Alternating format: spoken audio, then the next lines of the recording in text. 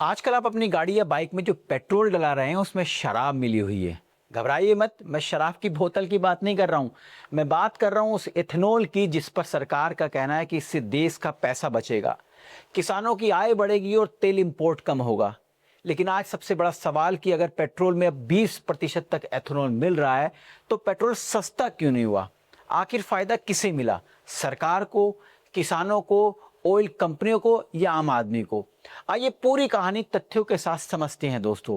लेकिन शुरुआत करने से पहले हमें जानना होगा कि ये एथेनॉल नाम की चिड़िया है क्या, क्योंकि इसकी वजह से सरकार की नींद उड़ी पड़ी है और आम जनता ये उम्मीद लगाई बैठी है कि भैया पेट्रोल में इथेनॉल मिल रहा है तो हमें पेट्रोल सस्ता मिलेगा। अब सस्ता तो दूर की बात, आजकल गाड़ियों का माइलेज भी कम होने लगा है और सोशल मीडिया पर तो ये भी जोर शोर से शोर मच रहा है कि भैया गाड़ियों के इंजन भी खराब हो रहे हैं। इस पूरे के पूरे इश्यू को डिटेल में समझने की कोशिश करेंगे दोस्तों। मेरा नाम राहुल कृष्णव्रत कौशिक है और आप मेरे साथ जुड़े हुए हैं डिकोड डिप्लोमेसी विद राहुल पर। दोस्तों सबसे पहले जान लेते हैं कि भाई इथेनॉल है क्या। तो दोस्तों मैं आपको बता दूं, बेसिकली इथेनॉल गन्ने, मक्का या दूसरी मीठी फसलों से बनाया जाता है। मतलब उन फसलों से बनाया जाता है जिसमें परसेंटेज ऑफ शुगर जो है बहुत ज्यादा होता है और भारत में किसान गन्ना बहुत मात्रा में पैदा करते हैं।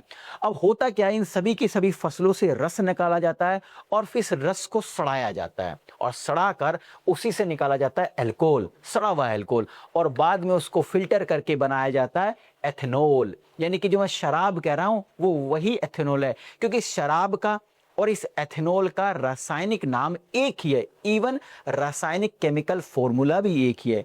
क्या नाम है इनका? इथाइल अल्कोहल दोस्तों। और आपको जानकर अचंभा होगा, ये वही इथाइल अल्कोहल है या वही इथेनॉल है या वही केमिकल है जो शराब, वाइन और स्पिरिट में भी पाया जाता है।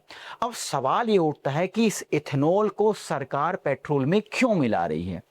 सरकार ने क्या कहा और जनता ने क्या उम्मीद लगाई? देखिए, सरकार का यह कहना है कि इससे क्रूड ऑयल का इंपोर्ट कम होगा। मैं आपको बता दूं दोस्तों, भारत अपनी टोटल रिक्वायरमेंट का लगभग 85% क्रूड ऑयल दुनिया के अलग अलग देशों से इंपोर्ट करता है। सरकार का यह कहना है जब हमारा इंपोर्ट कम होगा तो विदेशी मुद्रा बचेगी और इसके अलावा किसानों को एक अतिरिक्त बाजार भी मिलेगा और इसके साथ साथ प्रदूषण और कार्बन उत्सर्जन भी कम होगा। बाकायदा पीआईबी के अंदर एक रिपोर्ट पब्लिश हुई है जिसमें बताया गया कि 2013-14 के अंदर सरकार ने इसकी शुरुआत करी। उस समय पेट्रोल के अंदर मात्र 1.5% यानी 1.5% के आसपास ही इथेनॉल मिलाया जाता था, जो धीरे धीरे 2025-26 तक बढ़ाकर 20% कर दिया गया। अब इस इथेनॉल पर सरकार ने तो बता दिया कि ये फायदे हो गए, लेकिन आम जनता ठहरी बेचारी भोली। उसको लगा कि अब भैया हमारे पेट्रोल में अगर इथेनॉल मिलेगा, गन्ने का रस मिलेगा या शराब मिलेगी और वो यही पैदा होता है तो डेफिनेटली हमारा पेट्रोल सस्ता हो जाएगा। लेकिन ऐसा हुआ ही नहीं। जब आम जनता ने सरकार के पास तक अपनी आवाज पहुंचाई तो सरकार ने क्या जवाब दिया? सरकार की ओर से पेट्रोलियम मंत्रालय ने कहा कि आज की परिस्थितियों में E20 यानी कि 20% शराब यानी 20% वो अल्कोहल जो E20 है उसको तैयार करना शुद्ध पेट्रोल की तुलना में सस्ता नहीं बल्कि महंगा पड़ रहा है। मतलब आपके पेट्रोल में हम जो एथेनॉल मिला रहे हैं उसको प्रोड्यूस करना बहुत महंगा। आम जनता ने कहा फिर तुम मिला क्यों रहे हो? तो सरकार ने कहा इससे लॉन्ग टर्म बेनिफिट होंगे और बाकायदा पीआईबी की एक रिपोर्ट भी सरकार ने आम जनता के सामने रख दी। सरकार ने बताया कि देखिए, हमने प्रोग्राम 2014-15 में 1.5% से शुरू किया था और इसको बढ़ाते बढ़ाते 20% ले आए मई 2026 तक, और देखिए हमने कितना फायदा हुआ। बाकायदा सरकार ने बताया कि हमने 1.9 लाख करोड़ से ज्यादा का विदेशी मुद्रा भंडार बचाया। इसके साथ साथ हमने 310 लाख मीट्रिक टन से ज्यादा का जो क्रूड ऑयल है उसकी बचत करी। इसके साथ साथ जो कार्बन एमिशन है उसमें 930 लाख मीट्रिक टन की कटौती हुई और इसके साथ साथ जो किसान है जिनकी आय 2022 तक जो सरकार है वो दुगने करने वाली थी उनको 1.60 यानी 1.60 लाख करोड़ की एडिशनल बचत हुई, लाभ हुआ, कमाई हुई।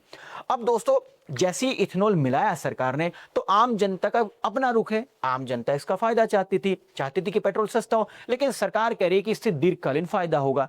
तो मतलब इस इथेनॉल ब्लेंडिंग से यानी इथेनॉल का पेट्रोल में मिलाने से कुछ लोग इसके फेवर में और कुछ लोग इसका अपोज कर रहे हैं। अब जो फेवर में वो क्या कह रहे हैं और जो अपोज में वो क्या कह रहे हैं, तो आइए इसके ऊपर बात कर लेते हैं।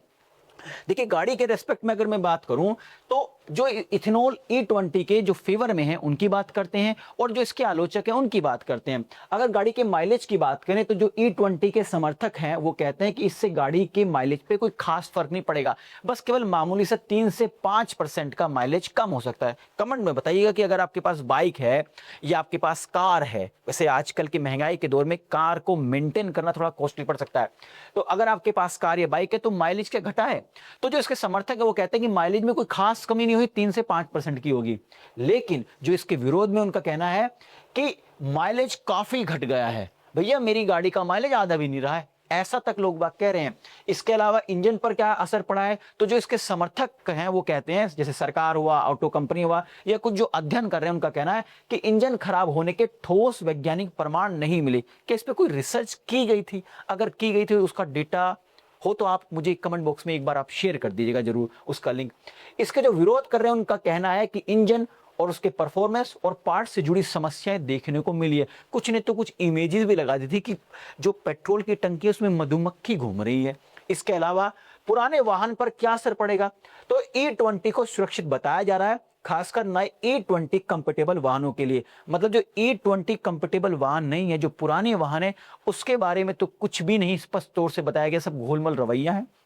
जबकि जो इसके आलोचक है उनका कहना है कि पुराने वाहनों में नुकसान या अतिरिक्त घिसावट की आशंका बताई जा रही है, जताई जा रही है। मतलब पुराने वाहनों के लिए तो ये है नहीं और कोई खास पुराना नहीं। अगर 2020 के आसपास आपकी बाइक या गाड़ी ली है तो उसमें ये दिक्कतें पैदा हो रही हैं, ऐसा आलोचक कह रहे हैं।